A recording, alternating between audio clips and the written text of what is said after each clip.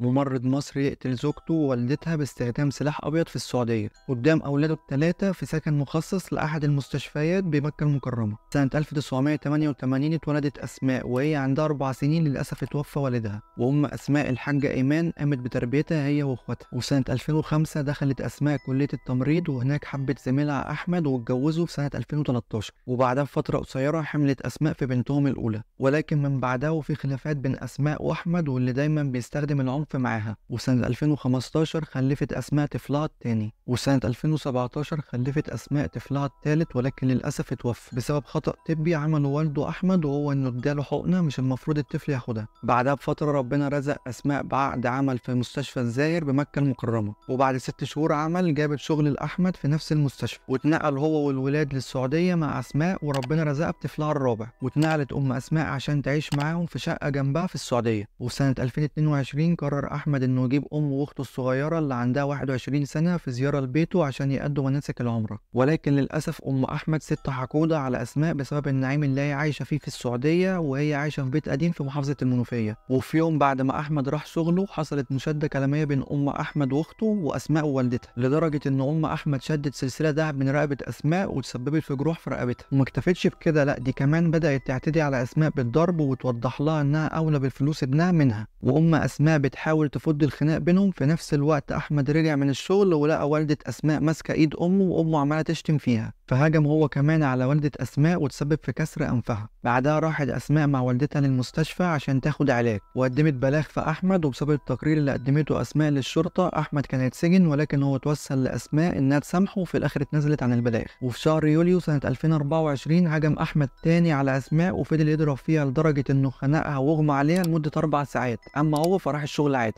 وبسبب الاعتداء ده انفجر أحد شرايين عين أسماء، وراحت أسماء بعدها وقدمت بلاغ في أحمد، ولكن السلطات اكتفت بتعهد أحمد إنه ما يكررش الفعل ده تاني، واللي على فكرة طلق أسماء وهو بيضرب فيها. بعدها أسماء راحت تعيش هي وولادها في شقة والدتها، ولكن أحمد كان بيطارد أسماء في كل حتة. وفي فجر 5 سبتمبر 2024 خبط أحمد على باب شقة طليقته، وأول لما فتحت ابتدى يضربها بإيده باستخدام آلة حادة ما سابهاش إلا ماتت. وفي اللحظة دي كانت أم أسماء بتطلب النجدة من الجيران، ولما رجعت للشقة قام بسحبها وضربها باستخدام آلة حادة، وللأسف هي كمان ماتت. وفي وقتها الجيران طلبوا الشرطة اللي قبضت على أحمد وخدت ال3 أولاد لدار الرعاية. واعترف أحمد بكل تفاصيل جريمته، وقال السبب اللي خلاه يعمل فيهم كده هو انفصاله عنها بالطريقة المهينة دي، وتعامل عيلة أسماء معاه إنه مرضوش يستقبلوه في بيتهم لما رجع زيارة لمصر بعد ما كسر أنف أم أسماء. وفي الآخر هو لسه ما اتحكمش عليه، بس بنسبة كبيرة هيتحكم عليه بالإعدام قصاصا وفقا للقانون في السعودية. بس كده متنساش تعمل لايك وتشترك في القناة.